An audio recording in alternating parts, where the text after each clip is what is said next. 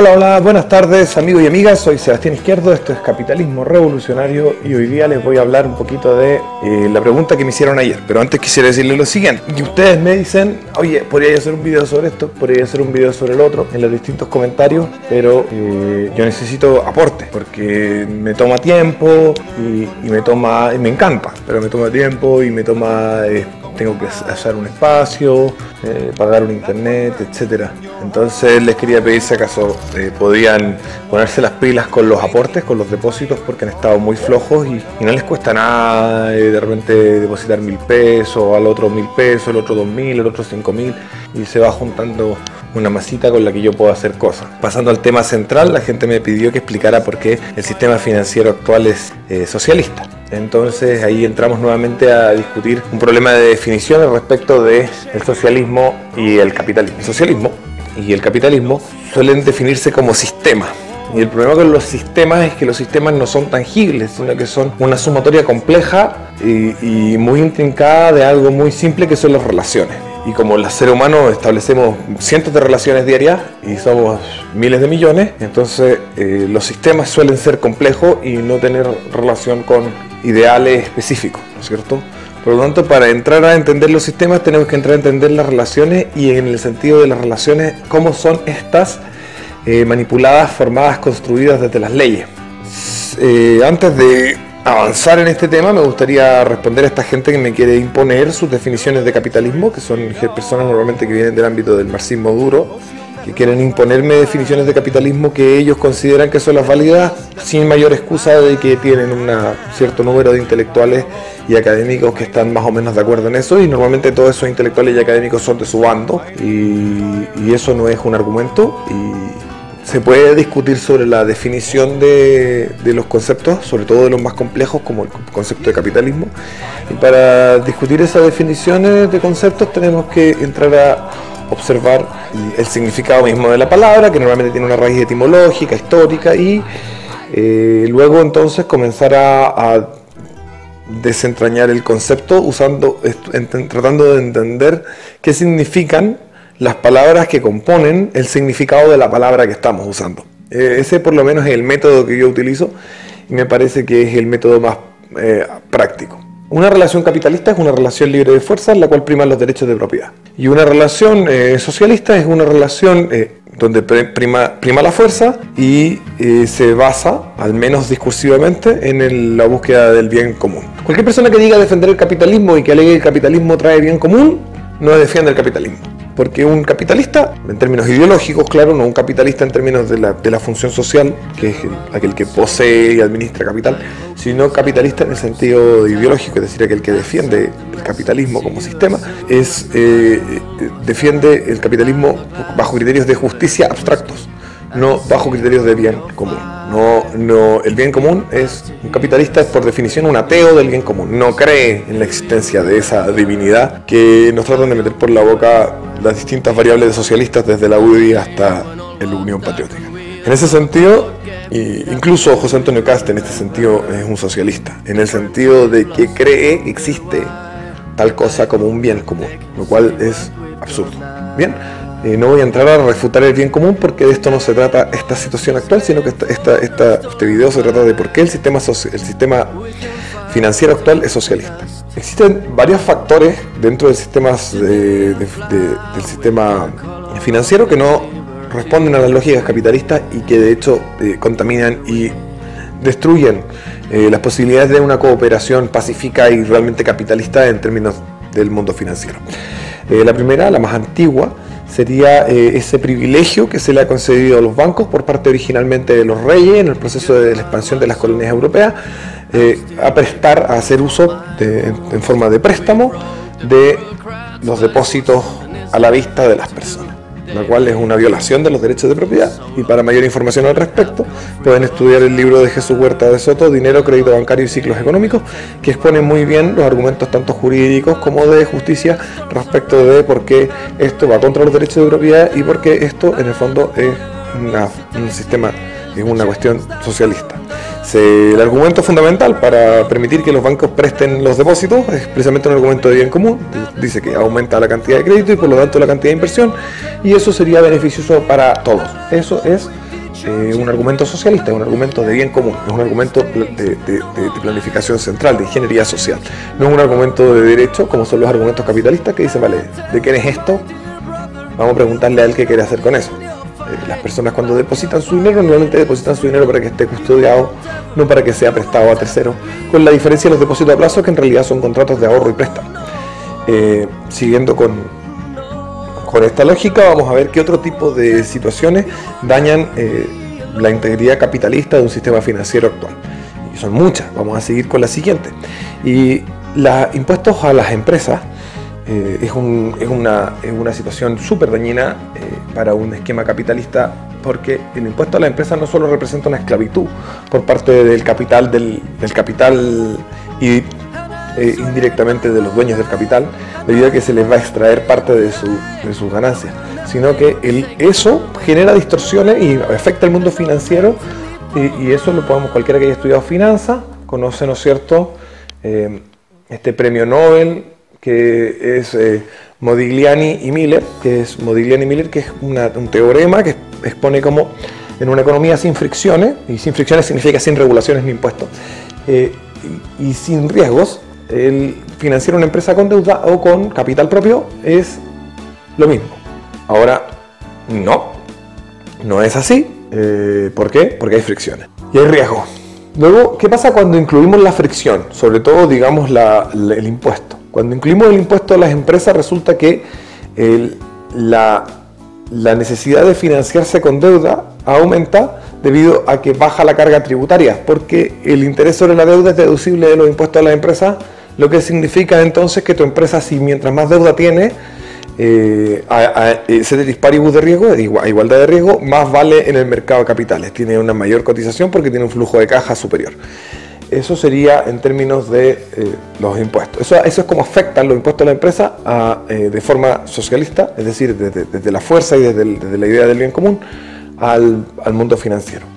El mayor problema que tiene el mundo financiero actual respecto de además de los millones de regulaciones, porque si hay un mercado regulado, el mercado financiero es el mercado más regulado que hay, sobre todo en países como Estados Unidos, que son verdaderas repúblicas soviéticas en este sentido, por la cantidad de normas que tienen, que son normas normalmente basadas en la fuerza, en el yo mando, y esto es por el bien común, que en criterios de justicia y de derechos de propiedad. Pero la más importante es la existencia de los bancos centrales, que fijan arbitrariamente las tasas de interés en base a los cálculos que hacen sus presidentes, y alguno va a argumentar que los bancos centrales son privados, y eso es un tema de otra discusión sobre qué es lo privado y qué es lo público, que estoy dispuesto a tenerla con cualquiera, y que también pretendo hacer un video al respecto bastante luego, qué significa que algo sea privado, qué significa que algo sea público, desde una óptica capitalista, ¿cierto? Porque desde la óptica, los socialistas tienden a que todo lo que está mal lo llaman capitalismo, porque el capitalismo para ellos es malo, y entonces todo lo que está mal es capitalismo, todo lo que está bien es socialismo.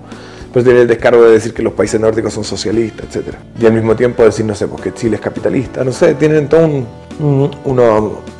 porque no están basados en principios, ¿no es cierto? Están buscando eventos concretos que determinen, ¿no es cierto?, los significados de los sistemas, cuando los sistemas no se definen por eventos concretos, sino por los principios que rigen la relación entre sus individuos. Eso es lo que hace que un sistema sea un sistema u otro. Los bancos centrales no solo fijan las tasas de interés de forma arbitraria, ¿no es cierto?, cambiando completamente las cantidades de flujos de crédito y la cantidad de dinero en la sociedad de forma totalmente arbitraria, sino que lo que logran en el fondo es generar unas expectativas distintas de las que son distintas a la realidad, distorsionando la estructura intertemporal de precios en el mundo financiero, y por lo tanto contribuyendo a la creación de burbujas.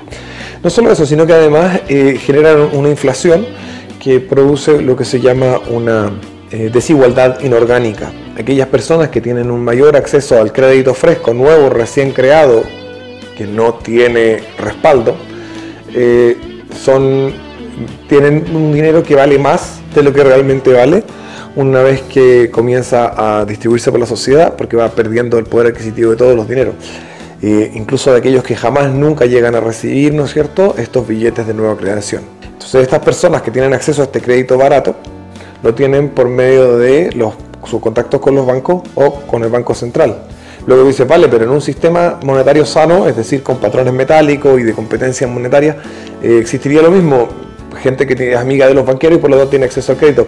Sí, pero a riesgo del banquero, porque si el banquero imprime un dinero que luego va a inflar, la gente va a dejar de confiar en su banco y va a tener que quebrar. Entonces le conviene que la gente confíe en su dinero. Si es que cada banquero imprimiera su dinero, cada banquero incurriría en sus propios riesgos respecto a querer prestarle dinero y ya no habría un problema de desigualdad inorgánica. Lo otro es que no podrían crear dinero de la nada de forma arbitraria y de forma automática por medio de los préstamos, con este privilegio que habíamos visto que era el primer problema que tenemos de tipo socialista. Los bancos centrales también funcionan con una lógica supuestamente de bien común, que dicen que si se controla el crédito, si se controla el interés, no van a haber crisis. Pero vemos que la primera gran crisis económica, la primera gran recesión importante de nuestra era industrial se da después de la creación de la gran mayoría de los bancos centrales.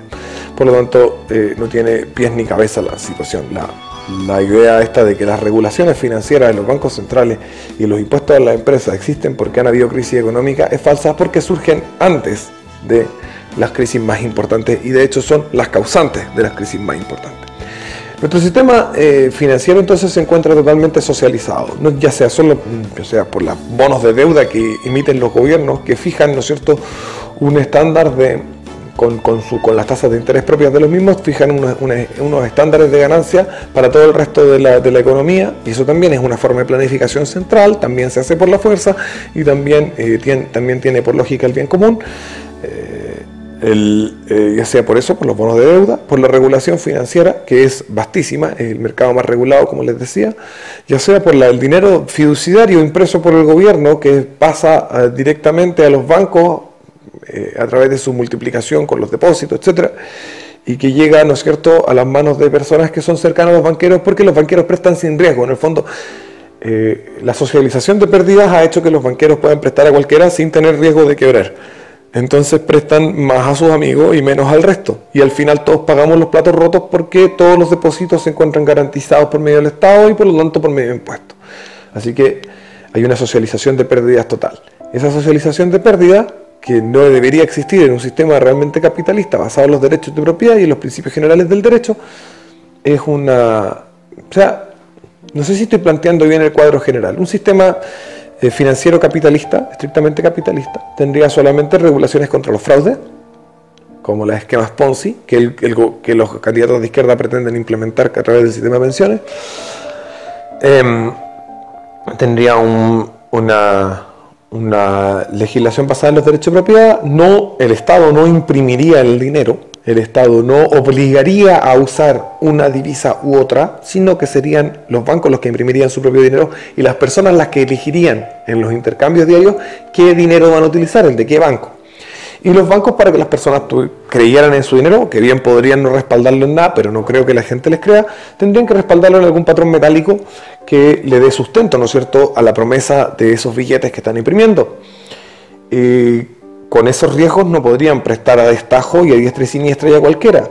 Con tasas de interés de mercado, es decir, no controladas por un banco central, la cantidad de crédito disponible en el mercado sería bastante menor y eso nos llevaría a las burbujas que se generan en el sistema socialista financiero actual.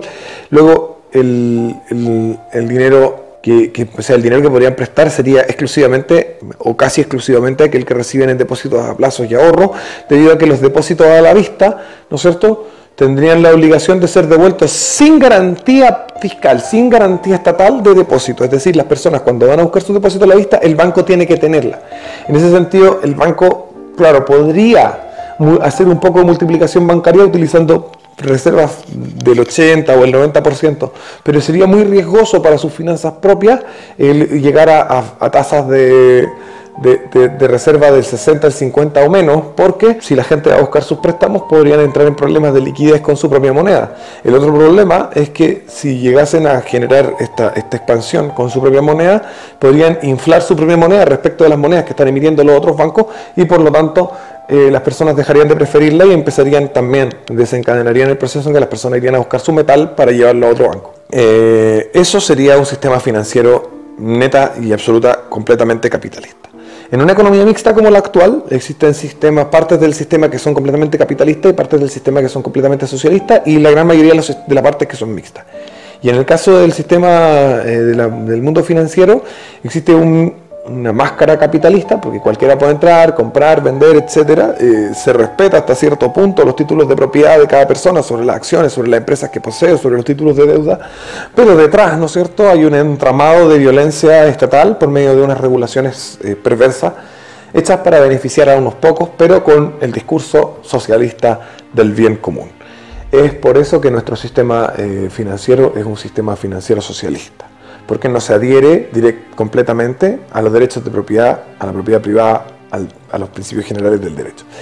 Y nuestro sistema financiero podría ser uno capitalista si es que avanzáramos en esas situaciones. Eliminar completamente el impuesto a las empresas, lo que no significa que la gente no pague impuestos, significa que las empresas en sí, como tales, no pagan impuestos, o eliminando, por ejemplo, si vamos a tener impuesto a la empresa, la deducción que se le hace del impuesto a las empresas por parte de los intereses de las deudas contraídas, con lo cual se deja de distorsionar en favor de la deuda el mercado financiero.